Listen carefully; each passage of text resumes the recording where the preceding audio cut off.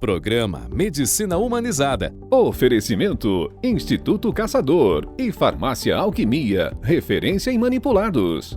Olá pessoal, estamos de volta. Programa Medicina Humanizada, sempre trazendo assuntos de interesse de saúde para vocês. Essa semana vou entrevistar uma pessoa muito especial, o Dr. Elvídio dos Santos. Dr. Elvídio, é um prazer tê-lo aqui. Prazer é meu. Muito bem, Dr. Elvídio dos Santos é ginecologista. Vamos conversar bastante aqui sobre saúde da mulher. E para isso voltamos daqui a pouquinho. Estamos de volta e o assunto é saúde da mulher e o entrevistado é o Dr. Elvídio dos Santos, ginecologista de muitos anos. Dr. Elvídio, o senhor tem quanto tempo de formado? Pedro, ainda bem que você perguntou só o tempo de formado, 34 anos. Vou fazer 35 em agosto. Perfeito. Dr. Elvídio, a gente se formou praticamente na mesma época, tá? Na mesma faculdade. Na mesma faculdade, né? E Dr. Elvídio tem uma carreira bastante longa na ginecologia aqui do estado, né? Já foi presidente da Sociedade Capixaba de Ginecologia, né? Mas ele tem uma história interessante, que ele aprendeu que saúde da mulher é muito mais do que ginecologia, não é verdade, doutor? Fala um pouquinho dessa sua experiência ampla. Pedro, primeiro agradecer você de estar aqui falando para o seu público, né? Para as pessoas que te acompanham na TV. E segundo, dar informações de extrema importância para a qualidade de vida das mulheres. Fui um ginecologista raiz, que a gente chama, aprendi a ginecologia e obstetrícia com nossos mestres na UFES, que também foram seus professores. Só que chegou um determinado momento, eu vi que só aquilo que eu sabia não me bastava. Eu fui buscar mais e fui estudar mais, trazer congressos para cá, fazer cursos de especialização. E me deparei com essa medicina muito bonita, chamada medicina da longevidade saudável, que integra basicamente todas as especialidades, mas sem perder meu foco na questão hormonal da mulher, na questão da saúde da mulher, na questão das várias fases que ela apresenta na vida, desde a primeira menstruação até a menopausa. E aí a gente está seguindo esse caminho e com muitos resultados e realmente benefícios para as pacientes que procuram a gente no consultório. Muito bem. Bom, e você falou em saúde da mulher, você citou aí menopausa. Menopausa, climatério, são palavras assim pesadas, né? A mulher tem um certo medo, um certo pavor, né, de chegar a essa fase. É fundamentado esse pavor? Tem como a gente enfrentar isso de um modo mais light, mais leve?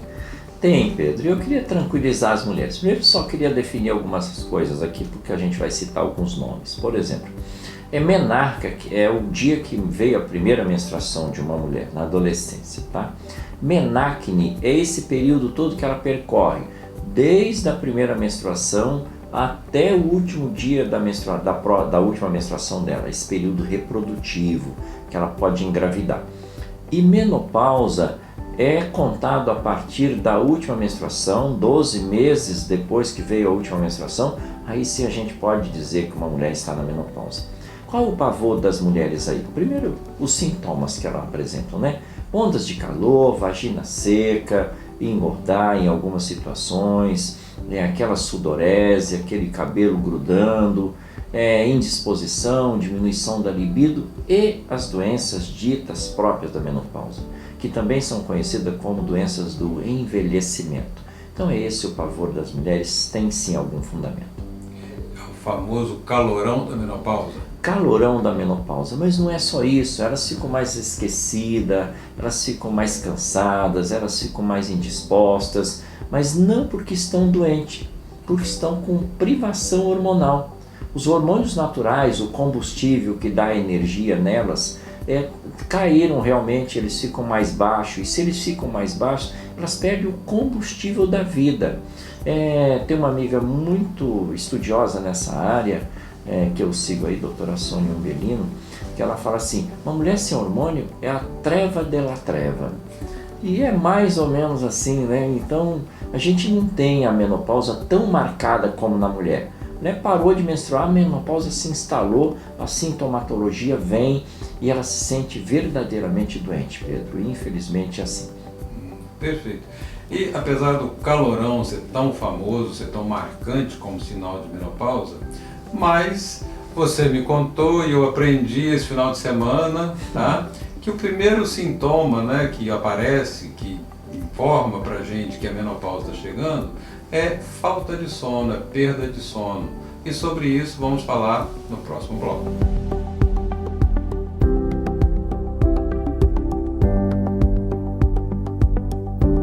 Hipertensão é doença apenas de obesos e sedentários. Mito ou verdade? Mito. A hipertensão pode acontecer em crianças, em pessoas magras, porém, ela é muito mais frequente em pessoas obesas, sedentárias e têm maus hábitos de vida. Por isso que o ambiente, a forma que você leva a vida é tão importante, tanto para começar a hipertensão arterial, quanto para manter-se hipertenso. Estamos de volta, eu, Dr. Elvídio, para a nossa conversa. Mas antes de prosseguir a conversa, vou chamar Ragna, da Alquimia.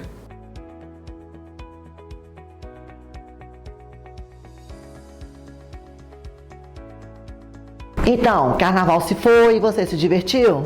E agora? É hora de começar o ano, como diz o bom brasileiro?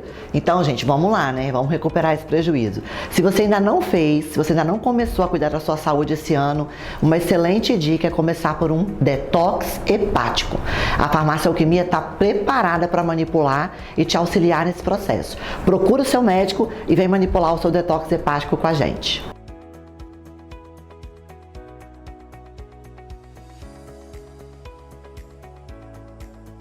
Muito obrigado, Ragna, pela participação. Continuando então a nossa conversa aqui com o Dr. Elvídio, a gente terminou o outro bloco falando sobre distúrbios do sono, tá? Que é um dos primeiros sinais que aparece, não é isso, doutor? Um dos primeiros, Pedro. A mulher apresenta normalmente durante a vida dela, da menarquine, que eu falei aí, que é o período reprodutivo, dois hormônios principais. Um é o estrogênio e o outro é a progesterona. Cada um tem uma função bem específica. Também junto deles tem a testosterona, que é muito importante na saúde da mulher. Depois a gente fala sobre isso. A progesterona, o estrogênio é o primeiro hormônio a se formar na mulher que vai produzir a primeira menstruação. Ele vai controlar aquele ciclo menstrual de 28 dias, de 15 dias, de 21 dias, depende muito de como os hormônios vão mandando. A progesterona é o hormônio da segunda fase do ciclo. A importância da progesterona, ele é um ansiolítico natural maravilhoso, ele é um diurético maravilhoso, ele é um calmante maravilhoso. É tanto que as mulheres que têm mais TPM, elas têm menos progesterona. E um dos tratamentos que a gente usa para a mulher na TPM é a progesterona. Então, para a saúde mental, inclusive já tem estudos mostrando que um derivado da progesterona ajuda até a prevenir Alzheimer e os hormônios também, no modo geral, e doenças mental, né, no modo geral, na mulher na menopausa. Então, ele é um hormônio fundamental, a progesterona, e é um sonífero, um ansiolítico natural. Maravilha, isso é muito interessante, né? Quer dizer, a gente às vezes imagina que o hormônio, né, tem uma função, na verdade eles têm muitas funções.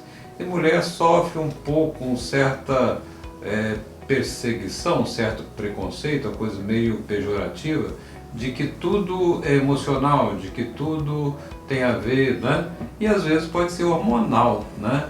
As alterações de comportamento, elas são marcantes na menopausa, né? A mulher sofre muito com a menopausa. E a menopausa está cada vez maior, né? A menopausa está ficando mais comprida, não é verdade? A mulher acha que a menopausa, algumas têm um conceito, de que a menopausa é aquela última menstruação. Pronto, entrei na menopausa. Doutor, mas minha menopausa já acabou. Não, ela morre na menopausa, porque ela não vai voltar a menstruar mais. A última menstruação é só um marco para dizer que ali começou o período da menopausa. Pedro, e devido à longevidade da mulher, inclusive a aula que eu dei na pós-graduação, eu levei lá um gráfico do Espírito Santo, a média de sobrevida hoje de uma mulher capixaba é 83 anos. É uma das maiores do Brasil, acho que é até a maior do Brasil. E ela vai então viver um período grande na menopausa, sem esses hormônios, com a privação desses hormônios. E a gente tem que fazer a reposição hormonal.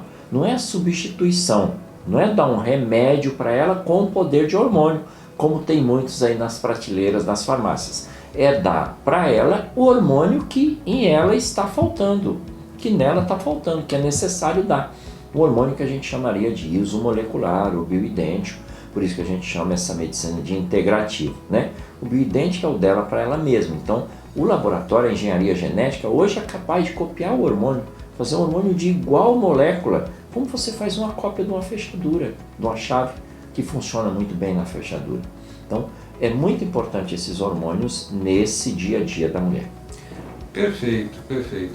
Agora, existe muito medo, né? Muitas pessoas, leigos, têm medo desse tratamento, até colegas médicos também têm muito medo do uso de hormônio. Existe risco no uso de hormônio? Pedro, existe risco se você substituir os hormônios. Mas se você der um hormônio similar ao que ela sempre produziu, que risco haveria? O risco é na dosagem, de repente.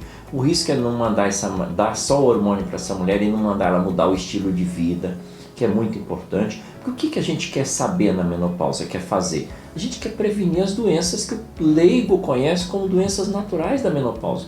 Não existe doença natural não, Pedro. Doença é doença sempre. Então, a gente tem que cuidar para que ela não fique doente, que ela seja longeva o mais tempo possível, com mais qualidade de vida. Próximo bloco, continuamos o assunto.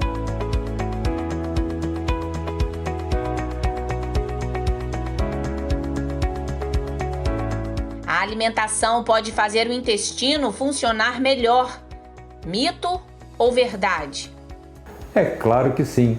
Comida de verdade, fresca, natural, verduras, folhas, alface, taioba, couve, quiabo, jiló, pimentão, tudo que tem fibra, tá? É natural, é saudável, hidrata e além disso vai fazer o seu intestino funcionar igual um reloginho. Estamos de volta, eu, Dr. Elvídio, e o nosso papo aqui sobre saúde da mulher e menopausa, que é o tema principal aqui. Sobre menopausa, sobre tratamento de menopausa, uma coisa importante também é o momento de fazer esse tratamento. Quando é que deve ser iniciado? O foco é começar a repor o hormônio assim que você nota algum declínio. Às vezes o primeiro declínio do hormônio, a diminuição da taxa hormonal, é realmente a insônia. Um segundo é a hora que ela tem os fogachos, os calorões, e assim por diante. Diminuição da libido, diminuição da energia, irritabilidade, memória, são alguns sintomas.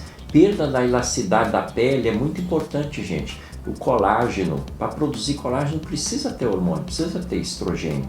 Então, esses já são sintomas que são necessário já você procurar um profissional especializado nessa área, o profissional escolher qual a conduta mais adequada neste momento. Isso chama janela de oportunidade. Quais seriam as contraindicações? Quem é que não pode fazer terapia hormonal?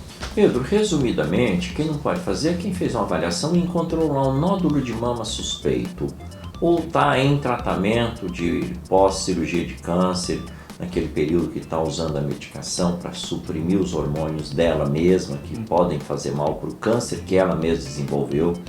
Aquelas mulheres que têm tromboembolismo, doenças trombóticas e tal, que estão desequilibradas do ponto de vista de insuficiência cardíaca, insuficiência hepática, insuficiência renal.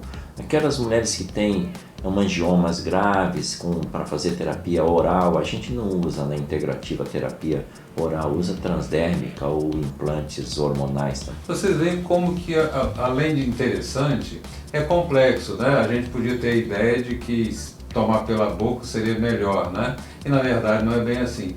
É um assunto bastante complexo, eu espero que o Dr. Elvídio volte aqui para outras conversas, né? Para esclarecer, para a gente trazer informações, para traduzir essas informações difíceis, né? De uma maneira que todo mundo possa entender, porque esse é o objetivo do Medicina Humanizada, certo? Dr. Elvídio, muito obrigado pela sua participação, foi uma honra. Pedro, eu que agradeço e me coloco à disposição aqui para voltar, para a gente continuar nesse assunto tão interessante, para essa sua audiência tão importante. Maravilha! Então, Aqui então encerramos o nosso Medicina Humanizada de hoje, trazendo o que a gente sempre procura trazer, informação da mais alta qualidade, porque a medicina humanizada, a medicina que entende você, também quer ser a medicina que você entende.